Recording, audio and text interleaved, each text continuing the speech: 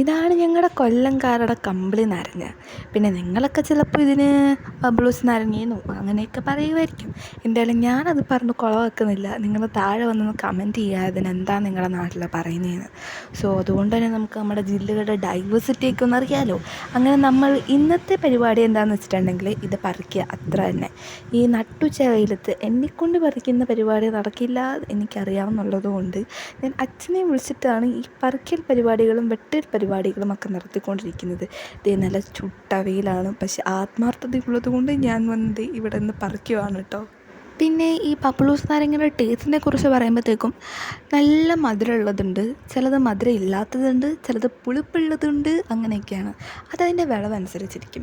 ഇന്നെന്തായാലും ഞാൻ പ്രാർത്ഥിച്ചതാണ് മധുരം ഉണ്ടാവണേ ദൈവമേ ഇത്, കാരണം ഇത് ഞാൻ പറിച്ചിട്ട് ഇതെങ്ങാനും വിളഞ്ഞതല്ലെങ്കിൽ ഞാനിത് എങ്ങനെ വീഡിയോ ഇടും എന്നാലോചിച്ചുകൊണ്ടാണ് ഈ മുറിക്കുന്നതും നോക്കി ഞാൻ നിൽക്കുന്നത്. പിന്നെ നമ്മുടെ വീഡിയോയിൽ എസ്തെറ്റിക്സൊക്കെ കൊണ്ടുവരാനായിട്ട് ഞാൻ മാക്സിമം സൺലൈറ്റൊക്കെ നോക്കിയാണ് പോയത്. പക്ഷേ എങ്കിലും കുഴപ്പമില്ലാതൊക്കെ വന്നിട്ടുണ്ടെന്ന് തോന്നുന്നു. അപ്പോൾ ദേ നമ്മളെ പൊളിച്ചുകൊണ്ടിരിക്കുകയാണ്.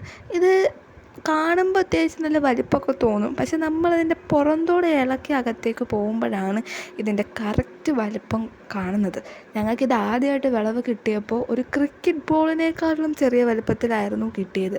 ഇപ്പോൾ അത് വലുതായി വരുന്നുണ്ട്.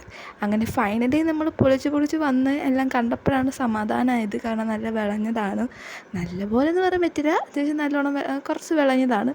ഇതാണ് നമ്മുടെ ഫൈനൽ ലുക്ക്. ആൻഡ് ഇത് ഇത്രയും കളറൊക്കെ തന്നെ ഇതിനുണ്ടാവാറുള്ളൂ. അപ്പോൾ ഇത്രയേ ഉള്ളൂ. Bye bye.